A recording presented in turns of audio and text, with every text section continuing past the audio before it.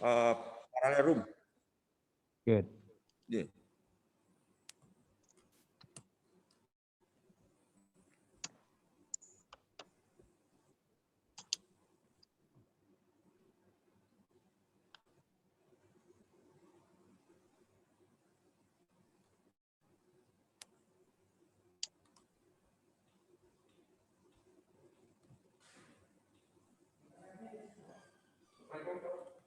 Assalamualaikum. Oh belum, saya belum cek ya.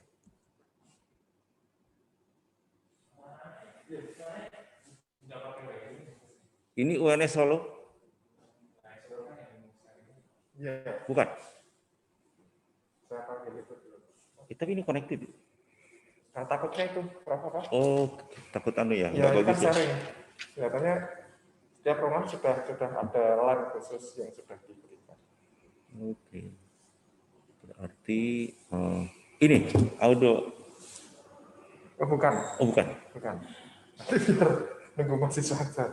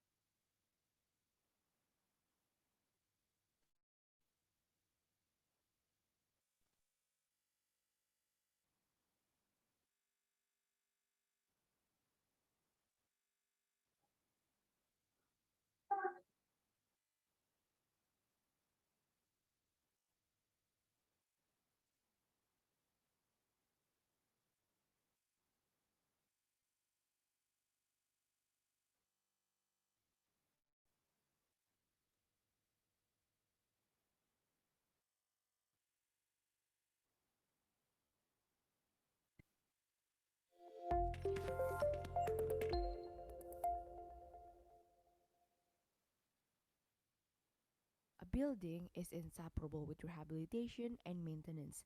Rehabilitation and maintenance in civil engineering is as important as planning and designing. Rehabilitation is defined as the effort to regain building and infrastructure's function once defected or weakened, while maintenance is the effort to keep the building and infrastructure working as planned. The Department of Civil Engineering 11 Maret University, in collaboration with the Department of Civil Engineering Mataram University, proudly present to you the 5th International Conference on Rehabilitation and Maintenance in Civil Engineering, Advanced Research and Technology for Rehabilitation and Maintenance in Civil Engineering.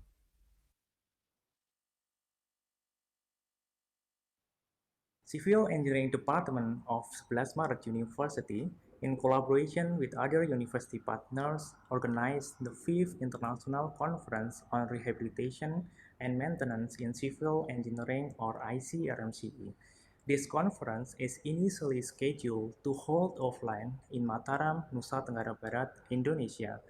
However, due to the escalating COVID-19 outbreak and the need for social distancing, we finally decided to shift the conference online. This conference is providing a forum for researchers, academicians, government agencies, consultants, and constructors to exchange experiences, technological advancement, and innovation regarding rehabilitation and maintenance of buildings and infrastructures. The previews for ICRMCE were successfully held in 2009, 2012, 2015, and the last one 2018, respectively. We hope that the ongoing conference will be a success and will serve as a positive step forward in the future. Stay healthy, and we look forward at the conference.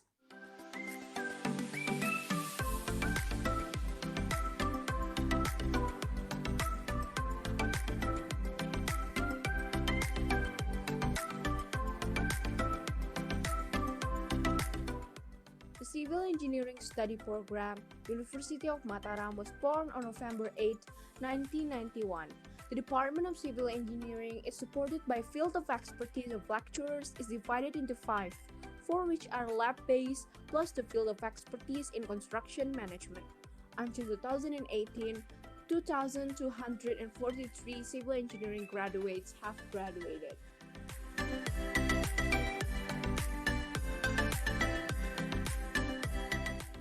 Civil Engineering Diponegoro University was established in 1958 to meet the needs of civil engineering experts in Semarang. The curriculum for the Bachelor of Civil Engineering program at Diponegoro University is designed so that graduates are able to understand the concepts. The Department of Civil Engineering Universitas Jember is part of its Faculty of Engineering. At this time, the Civil Engineering Undergraduate Study Program is accredited A by the National Accreditation Board for Higher Education. Universitas Jenderal Sudirman. The Department of Civil Engineering was established simultaneously with the Bachelor of Engineering program, which was the forerunner of the Faculty of Engineering, UNSUR. Civil Engineering UPN Veteran East Java has facilities in the form of 5 laboratories.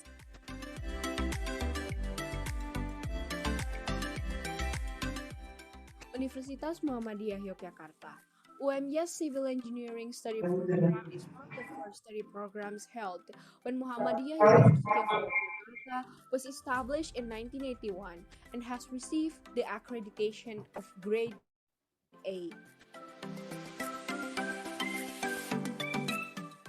Hutama Karya is a construction company whose shares are 100% owned by the government of the Republic of Indonesia through the Ministry of State-Owned Enterprises, or BUMN, as shareholder.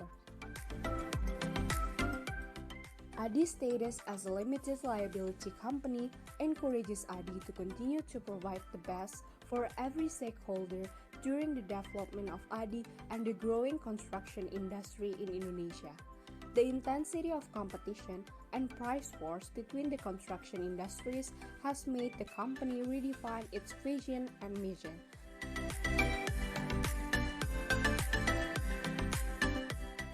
PT Waskita Karya Tbk, a state-controlled company, is an Indonesian general contractor engaged in a wide range of construction activities including highways, bridges, buildings, facilities. PT Wijaya Karya Rekayasa Konstruksi or Wikarekon is a subsidiary of PT Wijaya Karya Persero Tbk or Wika, which is designed to be an integrated, aggressive, innovative, and professional company.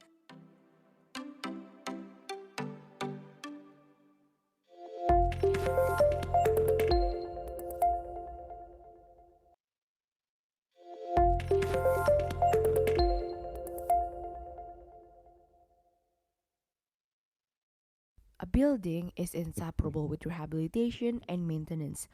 Rehabilitation and maintenance.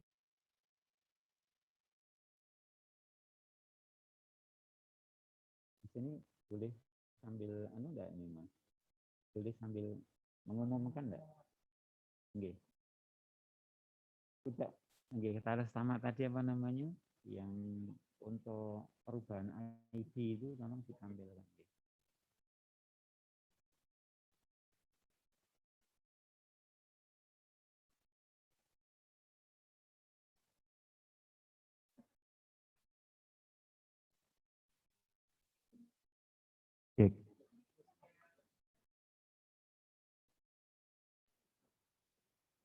Good morning, selamat pagi Bapak dan Ibu para peserta di International Conference on Rehabilitation and Maintenance in Civil Engineering.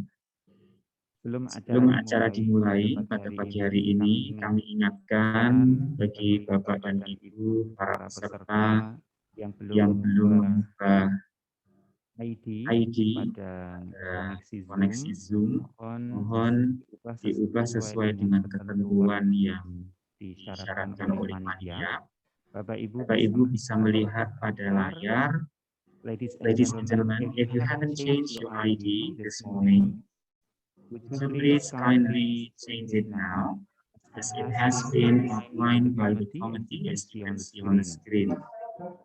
Untuk peserta, mohon ditulis ID paper Anda, kemudian nama Anda. Lalu untuk mohon maaf, untuk partisipan sebagai presenter, mohon ditulis ID paper, kemudian nama. Lalu untuk peserta, mohon ditulis nama institusi, kemudian nama. Kemudian apabila Anda adalah sebagai keynote speaker, mohon dituliskan AS, kemudian nama. Kemudian untuk invited speaker, mohon tuliskan IS, kemudian nama Anda. Lalu untuk moderator, mohon tuliskan MD, lalu nama Anda. Kemudian sebagai panitia, mohon dituliskan OC, kemudian nama. Ladies and gentlemen, as you can see on the screen, you can change your ID as follows. If you are the presenter, please kindly write ID paper and then your name. If you are a participant, write your institution name and then follow with your name. If you are a keynote speaker, please write KS and then your name. If you are invited speaker, please write IS and then your name. If you are moderator, please write MD and then your name. If you are the member of the committee, please write OC and then your name.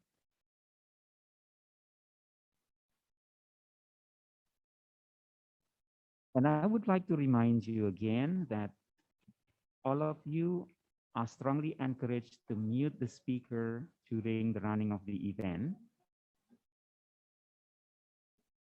The duration for keynote speech is 35 minutes for the presentation, and then it will be followed with a 15-minute discussion, with question and answer session. The questions could be asked through the chat room. Please write your name and your institution, where you come from, and then write your questions briefly in English.